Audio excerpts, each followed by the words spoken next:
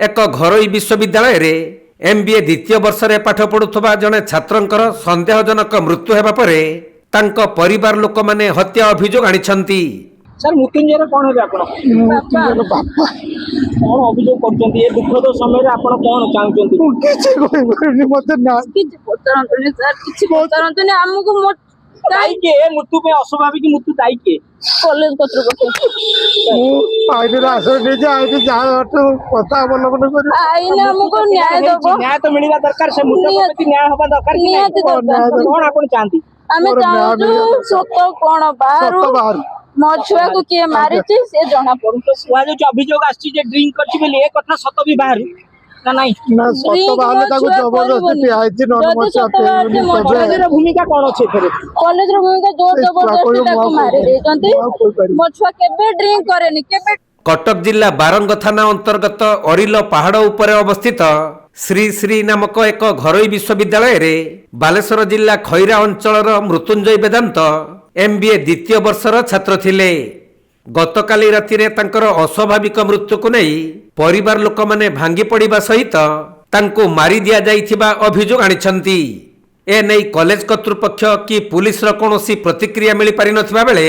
शव व्यवच्छेद रिपोर्ट और परिवार अभियोग पर पुलिस तदंत कले ही छात्र मृत्युंजय मृत्युर सत्यता जना पड़ी पारिबो। आसिक पहुंचले 12टा बेले 12:15 सुधा खाइबा सारिके जस्ट सोये को जाइछु हमें 12:45-46 रे कॉल आसला गले मृत्युंजय बापा कहउछन बापा नंबर कॉल आसला हां ना कोन हेछि ना मृत्युंजय देह भलो नाही आ ताको हमें अश्विनी मेडिकल नै जाउछु एम्बुलेंस रे आपण जल्दी आसंतु ना कोन हेछि ना पॉइजन खाई देछि बोधे आपण जल्दी आसंतु आमे संगे संगे बाहर के आसिजु तापरे कॉल भी करू कोन ट्रीटमेंट होछि कोन होछि ना ना हां आपण आसंतु ट्रीटमेंट चलिछि आ आईसीयू रे अछि एमती हम कहू श्री यूनिवर्सिटी वाला कहउछंती तापरे से माने आमे आसिके पहुंचलु सेठू बालेश्वर बाहर के आसिके पहुंचलु 4 ରୁ 4:30 भितर भोर आसिके पहुंचला पर छुआ पाखु जीवा गेलु हमको छाडिलेनी कहले जो छर बयस 22 हमको छाडिलेनी कहले से जो सार नै के आसले तांको डाकंतु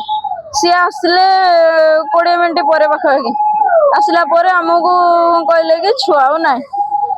छुआ गुडी के आपण जानले छुआ डेड जाइचे बोली हमर अभियोग मु जतर जाई के देखिली ताकू कि कॉलेज वाला कहउछन कि पॉइजन पीची बोले आमे जाई के देखिला बेलू तार आखि फुली जाइची माडो हेची रक्त जुड़ू गुड़ू मुह सारा अश्विनी कर्तृपक्ष कहले कि पिला ड्रिंक रे विष मिसई के पीची किंतु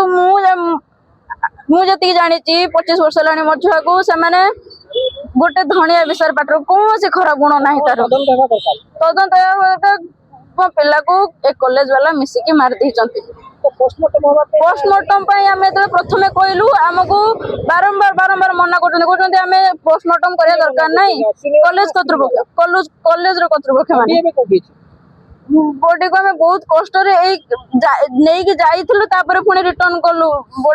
माने पोस्टमार्टम एससीबी हॉस्पिटल ले पोस्टमार्टम कलानी हेरी आज्ञा पोस्टमार्टम होबार कोनो असुविधा नै एबे नाही आमे जति समय एठी थिलु प्रबल मना करचंती हम प्रथम कहले कि छुआ तो गलानी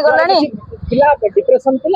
डिप्रेशन जा भी थिला से हम से तो सब शेयर करे समिति किछि नय कि प्रतिपक्ष का कॉलेज प्रतिपक्ष कि हैरान करंती ताको कहतिले समस्त तो कहती आम गेला किंतु ता अवस्था देखि कि सर मु जति जानली मो छुआ से बढिया भूल केबे करिनी ताको जतबेले आमे स्टाफ मानु से तो भेटिलु आसी कि समस्त पाखरु ड्रिंक स्मेल आसुची समस्त पीचंती मो छुआ को भी जबरदस्ती पीचंती ता सहित मिसई के पीचंती ता सांग कोन स्टाफ कोन सबु जबरदस्ती मो छुआ को पीके मारी देचंती ईर्षा मार देचंती मो छुआ को।